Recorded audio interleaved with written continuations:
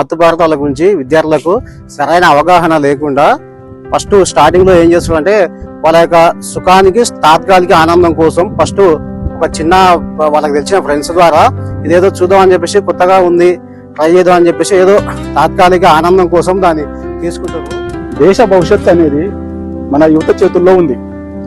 ఒక్కసారి తీసుకుంటే ఏమైతుంది అని తీసుకుంటున్నారు. కానీ వాళ్ళకి తెలియని విషయం ఏంటంటే ఒక్కసారి డ్రగ్స్ తీసుకున్నాక మళ్ళీ అందులో నుంచి బయటకు రావడం అనేది మంచి భవిష్యత్తు ఉంది నేటి మన భారతదేశంలో ఉన్న యువతకి.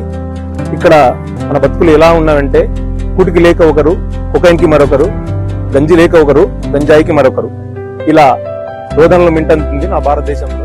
రోజు రోజుకు దాని డోసు పెంచుకుంటూ దానికి బాగా అడిక్ట్ అయిపోయి ఒక బానిసలాగా తయారైపోతున్నారు. తర్వాత దాన్ని మనం ఎంత తగ్గించుకోవాలనుకున్నా కానీ తగ్గించుకోలేకపోతాము.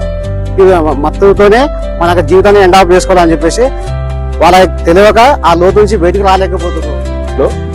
డ్రగ్స్ అవేర్నెస్ ప్రోగ్రామ్ కండక్ట్ చేయడం ఇలాంటి ప్రోగ్రామ్స్ ఎందుకంటే చిన్నపిల్లలు స్కూల్లో, మెయిన్ గా స్కూల్లో ఇంటర్మీడియట్ వరకు ఉన్న పిల్లలు దీని మీద ఎక్కువ అడిక్ట్ అవుతున్నారు. దీని ప్రభావం ఎట్లా ఉంటదంటే నాడీ వ్యవస్థ మీద, ఊపిరితిత్తుల మీద, మెయిన్ గా హెల్త్, గుండె మీద ఇలాంటి ప్రభావం చూపిస్తుంది. I appeal to each and every Indian to say no to drugs and to say yes to good health and well-being.